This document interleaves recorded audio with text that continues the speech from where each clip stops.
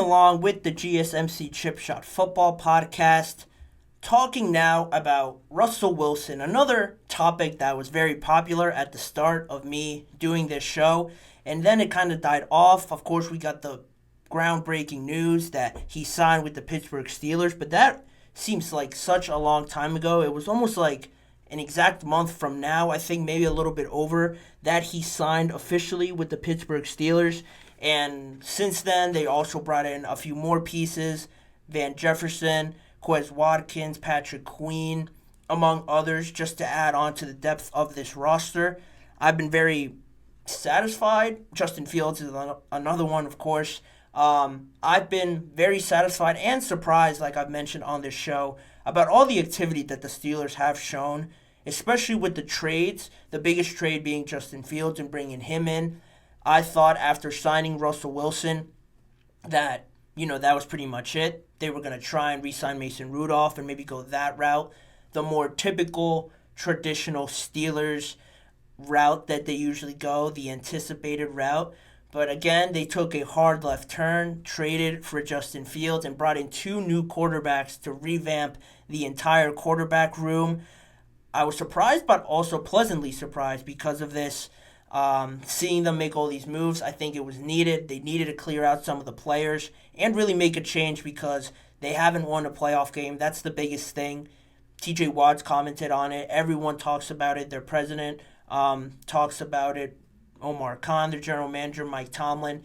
Winning a playoff game, not even winning the Super Bowl or getting to the conference championship, just winning a playoff game. They haven't done that in about 7 to 8 years now. They have to get back to that. Quite frankly, making the playoffs is starting to become just not enough for the Steelers at this point, and trying to still continue that franchise and that legacy of championship culture that you want to say. If you want to continue that on, you have to win a playoff game and get pretty far in the playoffs. But Russ was signed, like I mentioned a month ago, sticking to him now specifically, and he had that press conference, one of the more positive and just very eager, it seemed, for him to be there. He was very happy to be there. If anyone saw the clips of him from his press conference, how excited he was to be there, how many good things he had to say about the organization. Then he goes on and you see all the training videos on social media, if that pops up on your feed, him working out and stuff like that, on the field, throwing in some drills that he does just in the offseason, regular offseason stuff, right? And then recently you have Pat Freiermuth, the third-year tight end for the Pittsburgh Steelers, go on an interview on a show, and they asked him about his relationship with Russell Wilson, if he's made any contact with him, if he has any first impressions of him, if he has reached out to him. And in that interview, he said, "I was just down there in San Diego with him, working out and throwing routes. He's been great at talking to guys and starting to build that connection. He's a great guy. You can tell the drive and determination that he has to win and come to Pittsburgh and win some playoff games for us." He referencing the throwing session, the practice, I guess you could say, with Van Jefferson. Calvin Austin was there, along with Pat Freiermuth with Russell Wilson. And that's good to see. Russell Wilson already making a connection there, because a lot is being put into the situation with Russell Wilson and going to the Pittsburgh Steelers. New quarterback room, like I mentioned, switching up this idea of trying to change something. It was a pretty big move, in all honesty, for the Steelers just to move on from Kenny Pickett as they did. Technically, they moved on from him. If you saw the reports, he wanted to leave. He asked for a trade. How that all broke down, you wouldn't really know exactly what it is unless you were there. Both sides of the story have their quirks to it and some changes to it, their own personal spin on it. But it didn't work out. And moving on from Kenny Pickett, because he was a first-round pick, is a pretty big deal. Bringing in Russell Wilson because of the baggage he comes with in Denver, the success that he had in Seattle, now bringing him into the Steelers on a one-year deal. It's a very low-risk deal for the Steelers, which is good, but at the same time, you still have this great team that you want to take advantage of as long as you can. and them having so much confidence in bringing in Russell Wilson to be that guy, be their quarterback, as well as Justin Fields. But for right now, the initial thought is that Russell Wilson will be the starter, at least through training camp, preseason, however long into the regular season. He's in the pole position, as Mike Tomlin would say, to be the starting guy. And Mike Tomlin and Cam Hayward, another teammate of his now, were reported to be big advocates for Russell Wilson and bringing him in, and just having that established veteran guy in there to really lead this young offense. Probably the youngest part of their team is their skill positions and the guys that have to put up the points. Obviously, that's important, and they need, evidently, a leader to kind of calm things down, ride the ship a little bit, and just show these guys how things are done, when things aren't going great, when things are going good, how to improve and stuff like that. Cam Hayward appeared on the Rich Eisen show recently, and he also chimed in on Russell Wilson and what he saw out of him and why he thought he could be a good fit in Pittsburgh. And on the Rich Eisen show, he said, "I think he's a hungry guy who's ready to prove a lot of people wrong. I think on the opposite side of the ball, we have so many great weapons. Some of them are younger, so having a more established guy who has been through it is going to benefit the group." He also referenced Russell Wilson.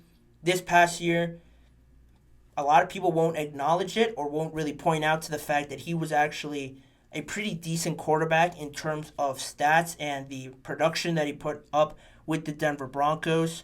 A lot more impressive than he did in his first season. That first season, everybody wants to forget about, especially Russell Wilson, Nathaniel Hackett, how it all turned out. And it was just all a big mess that first year with the renovation, giving him a big contract and stuff like that. It was never going to work out. From the first couple weeks, you kind of knew where that was going. Then in the second year, Sean Payton comes in. There's a bit more order with everything, even though it broke down towards the end. Sean Payton and Russell Wilson butted heads over his contract and sitting him on purpose for him to not get an additional bonus, stuff like that. That all happened. Obviously, you'd want to forget about that. But in terms of just playing, in some of the games that he did play, Cam Hayward mentioned that a lot of people weren't able to beat the Chiefs. The Chiefs won the Super Bowl last year, and Russell Wilson, he referenced that game when the Broncos beat the Chiefs 24-9, I believe the score was, and Russell Wilson playing a big role in that. He threw for 114 yards, 3 touchdowns in that game. And again, Cam just mentioned that being able to win big games against top elite competition is important, something that the Steelers really haven't done. Just looking at the playoffs, the best competition, the best talent left at that point of the season, they haven't been able to get over that hump. Russell Wilson has in the past, not just this last year with that Kansas City game, obviously in Seattle, winning Super Bowls, winning a bunch of playoff games with a great defense, comparable to what the Steelers have. Probably not so much in terms of impact so far, because the defense that Russell Wilson had, the Legion of Boom, how historical they were. This Pittsburgh Steelers defense is good, but they haven't achieved anything. So it is a good defense in both scenarios, but again, way different in Seattle, way better situation there for him. He was in the prime of his career there. Obviously has deteriorated a little bit now in his older years, but I think he could still bring something to this Steelers team. And apparently all of his teammates see the same thing in him, that same drive and same sort of contribution that he can bring that unfortunately Kenny Pickett never really got the chance to. Because he struggled with injuries, some of his own fault and some of the Steelers, again, equal fault not to support him with the right amount of weapons or get him the right offensive coordinator, switching offensive coordinators halfway through the season, keeping Matt Canada. Was that the right choice for Kenny Pickett, or was he supposed to get somebody else better after that first season? All of those moving parts was never going to work out for Kenny Pickett, and on top of him, people are already having questions around him. All those variables that the Steelers provided him was never really going to work out. But in saying that, they were close to making the playoffs with him that first year. Then this past year, they made the playoffs, but he wasn't even part of it. And just looking at the comparison with Russell Wilson and Kenny Pickett, some people have questions over how much better it can get. Russell Wilson finished the year last year, the regular season, as the 8th best quarterback in the NFL in terms of passer rating at a 98. Comparing that with Kenny Pickett, again, not awful. They made the playoffs. They were 10-7, but his passer rating was 27th in the NFL at an 81. Then you look at the yards and all the other stuff like that. Russell Wilson threw for over 3,070 yards specifically. Kenny Pickett threw for 2,070. Pretty weird how it was exactly 1,000 more, the difference there between Wilson and Pickett. Then touchdowns really is the biggest thing because the Steelers, I think they averaged 18, no more than 19 points a game, probably 18 or 17 points a game, and their defense was giving up less than 18 to 19 points. So all these games were always right down to the wire, and it was always those last drives, the critical points in the second half where the defense is tired, the offense can't get anything going. Then it all just turns badly for the Steelers. Trust me, I've seen a bunch of those games. Being a fan, I've seen it all just go downhill and just blow up in their face because their offense can't get anything going. They couldn't score touchdowns. The biggest thing in these games that make the difference, obviously. Russell Wilson threw for 26 of those touchdowns, 8 interceptions, and Kenny Pickett threw for 6 touchdowns and 4 interceptions. A lot of difference there. And Russell Wilson was sacked 45 times just last year. Kenny Pickett only 23 times. And then completion percentage, 66 and 62 for Kenny Pickett, 66 for Russell Wilson. You can look at the dynamics of the teams, Denver and Pittsburgh. You can't really compare them. But I think that is just another point to point out for Russell Wilson and what he can bring. I think some people would agree that he was doing a lot more in trying to win these games with a lot less talent.